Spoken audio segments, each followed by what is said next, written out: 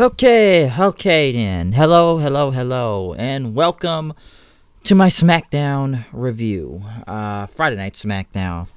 Honestly, I forgot Smackdown was even tonight, to be honest.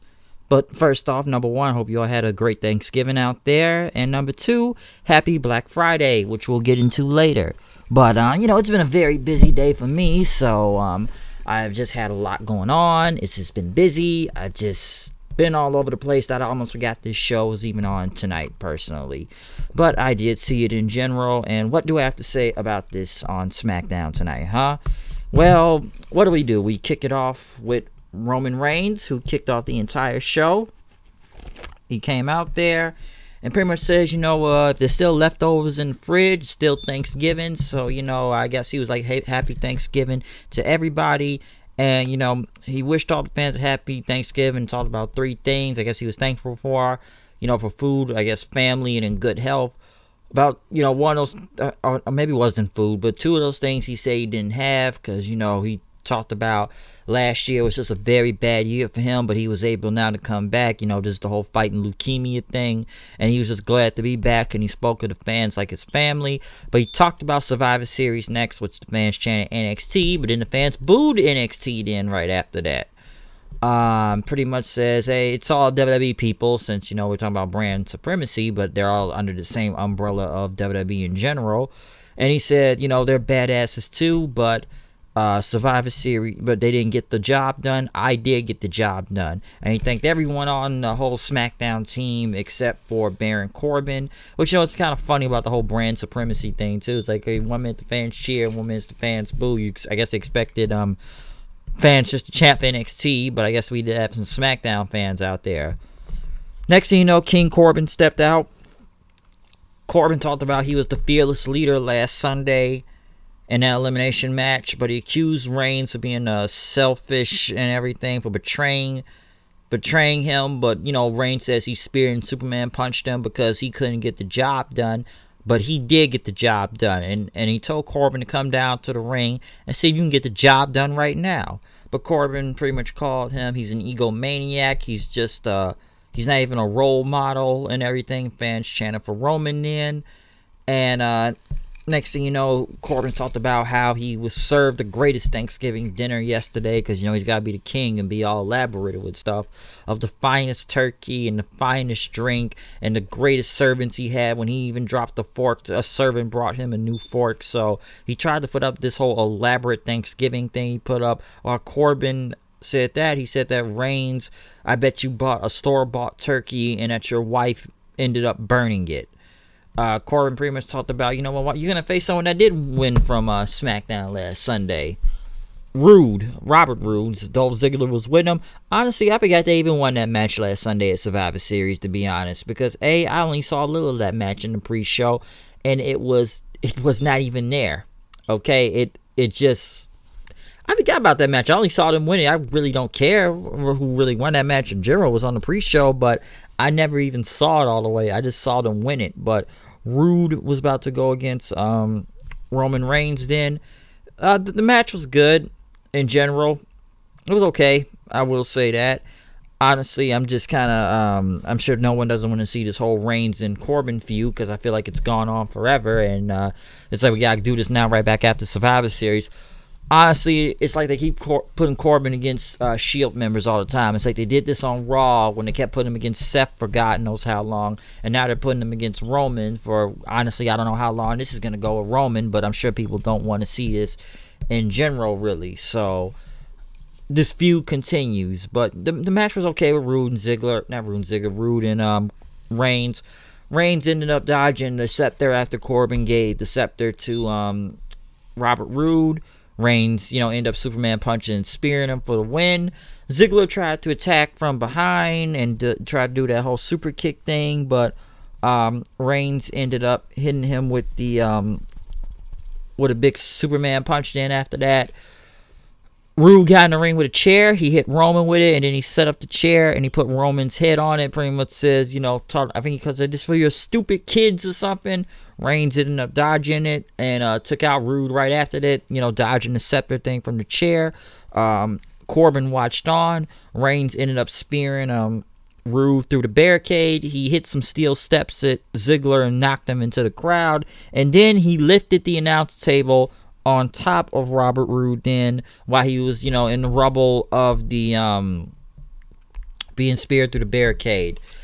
So I guess Reigns ended up beating up, you know, Corbin's henchmen out there, which I don't know how much it did much. The crowd looked like they enjoyed it, I will say that. But honestly, this went 40 minutes.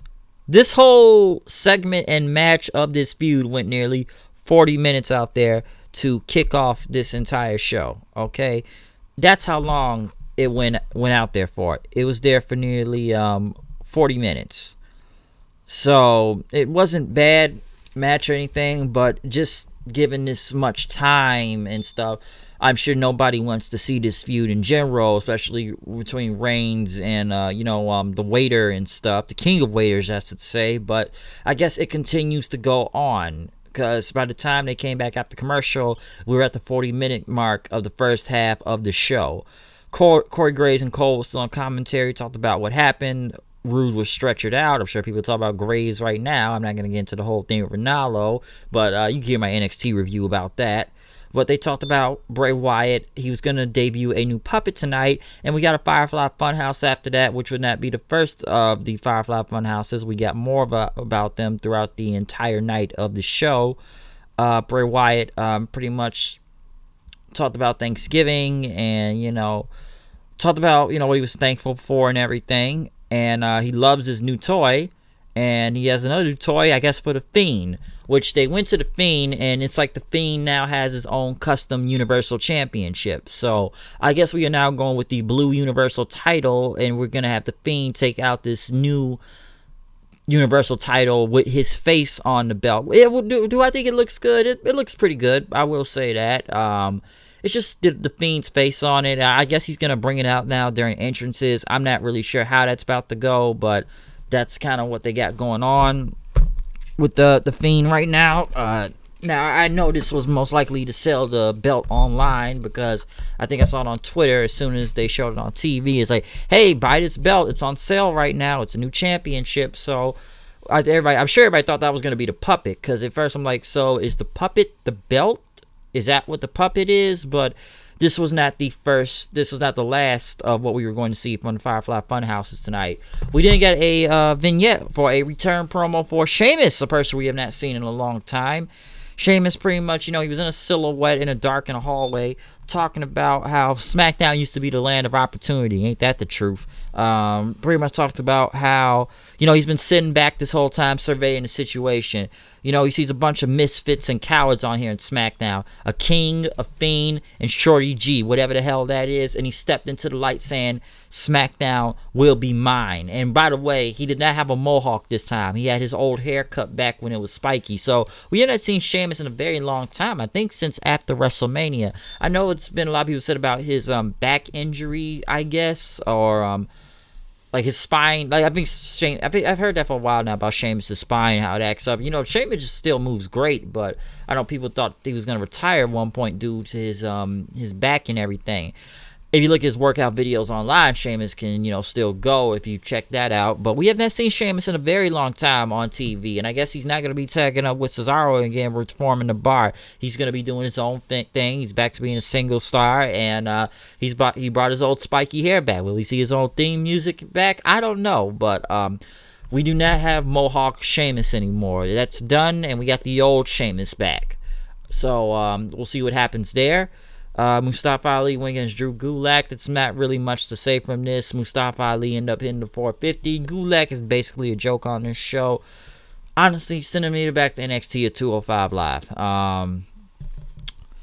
Bayley and Sasha Banks were coming out to address the women's division, talking about how they're not here to give a rah-rah speech, that it was their SmackDown's fault and everything, because Sasha said she didn't get a chance to pick her team, and Bayley said we didn't lose because NXT is better or anything, and I didn't lose to Baszler because Baszler is better. It's because it's the locker room's fault. It's all the women's division's fault.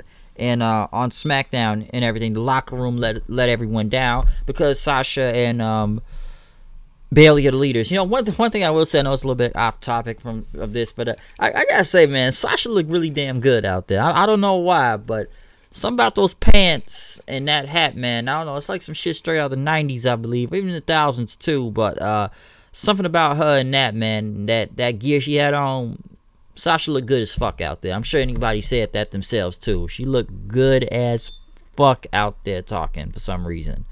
But I don't know, man. Something about her clothes, yo. She looked good as hell.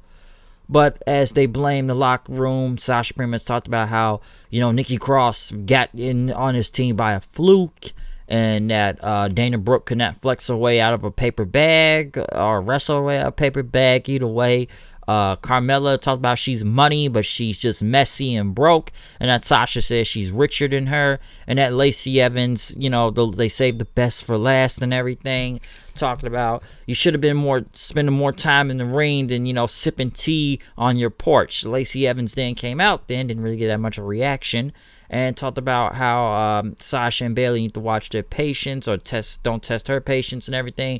She's been cooking for 36 people in the back for Thanksgiving, including in-laws and stuff.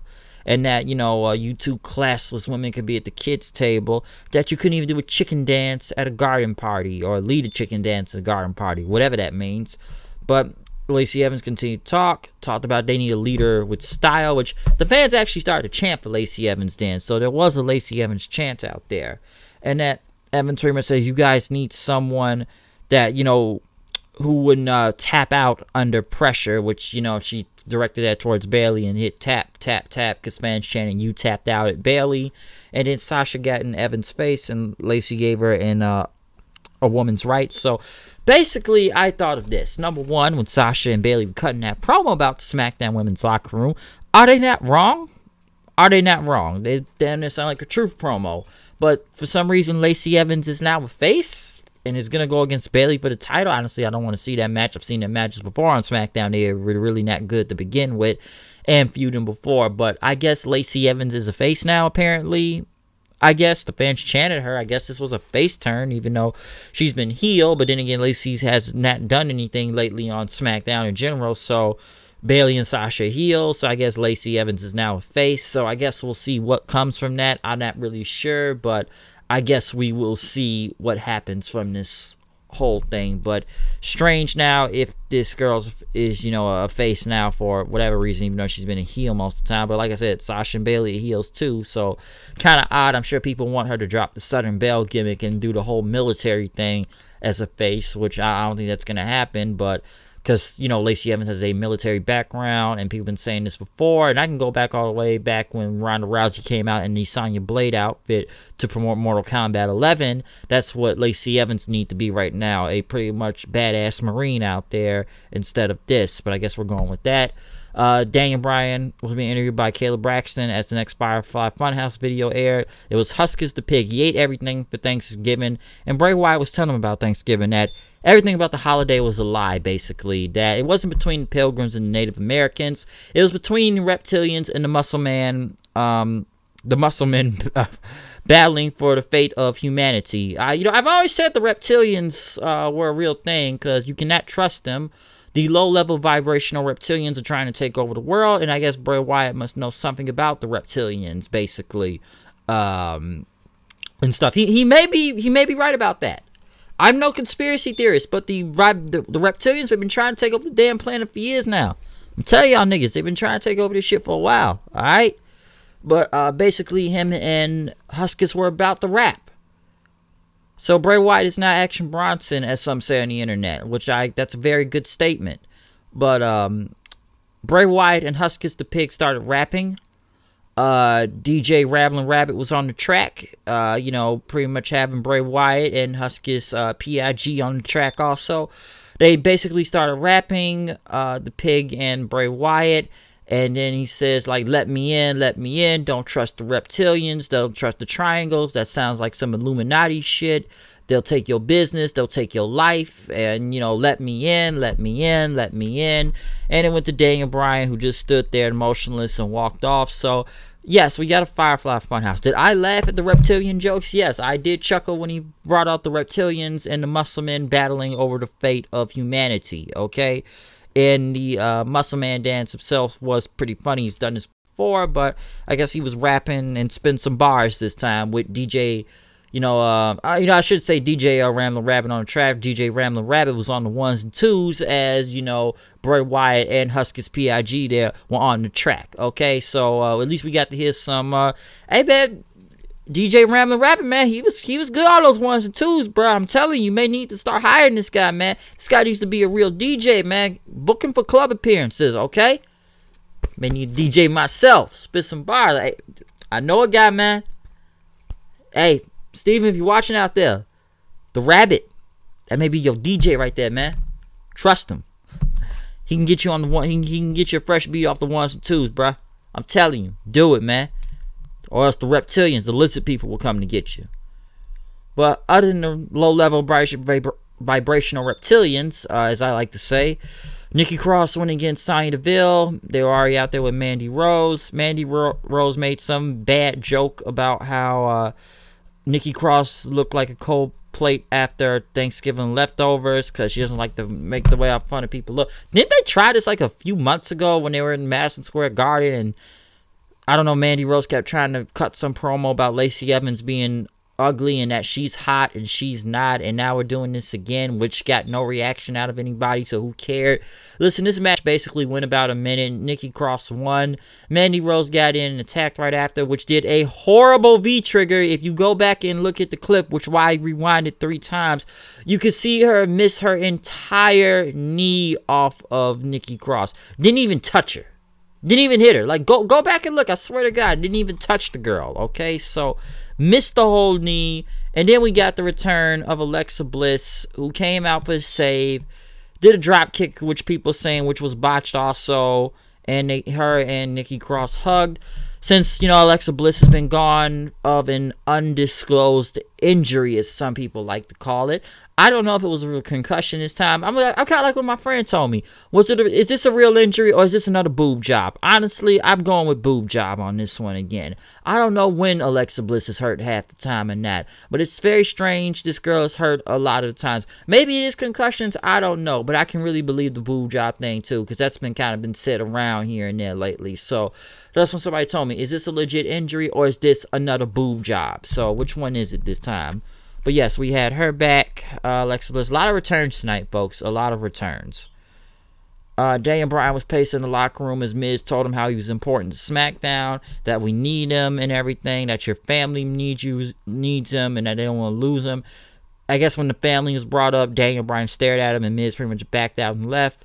Rockstar spot there. Drake Maverick was walking to Dana Brooke, pretty much talking about what season it is, and he had a mistletoe trying to kiss her. Like, isn't this guy married last time I thought? What, you couldn't get the 24/7 title, and I guess you couldn't consummate. I never get the name right. He couldn't fuck his wife, so now he's trying to go to someone else. Next thing we know, we got the return of Elias, who got a decent pop from the crowd, being back, and he sang a song. Dana Brooke kind of danced to it and pretty much talked about how he was going to tell Rockstar Spud's wife about what he was doing. Corey Grace made a comment about it's a good thing Elias came in because Big Dave would have showed up and it would have been trouble for Spud out there. Which, basically though, I've been seeing this a bit on the internet lately or whatnot. So what, did Batista fuck Dana Brooke, by the way? Which, by the way, also, I guess, happy birthday to Dana Brooke, which they acknowledge also. But what, they've been having a back and forth thing on Twitter everybody's been talking about with Batista and Dana Brooke. I've only seen a little of it, but I guess basically they just been flirting with each other on the internet and stuff. So, hey, Batista hit that, all power to him. I'm sure anybody would anyways, but, it's just been a back and forth thing with them on the internet for a while now. Well, I shouldn't say for a while, but I'm just seeing this today. Maybe it has gone on for a while. I don't know, but I don't know, man. If you go look on the Twitter, you'll see what they've been doing back and forth on Twitter. Okay, so did he fuck her? I don't know, but hey, all power to Dave if he did. All right, good for Batista. But what else we got here? New Day came out for an open challenge. They talked about Thanksgiving, and Big E talked about all the fixings and everything, what they had. They had the beans, greens, tomatoes. Hey, you name it. I'm sure you know how the video goes. Okay, if you haven't seen it, go look on Twitter. All right, you'll know what I'm talking about. Now, it looked like the crowd kind of knew in Birmingham also what they were saying. I thought they were following on, but Big E said hog. He says hog, and he says just bear with me here. But Big E said today was Black Friday, which, by the way, also this is the day. This is when the New Day debuted on Black Friday on SmackDown a few years ago. I think it was it 2014 they debuted, if I'm not mistaken, New Day. Yeah, they debuted on SmackDown on Black Friday when SmackDown was on Friday before, and they did debut on that day. So, yes, Big E talked about that and talked about the deals and steals out there. They were here for this open challenge for the titles. They were going to put the belts on the line. Next thing you know, Sami Zayn and Nakamura come out with Cesaro.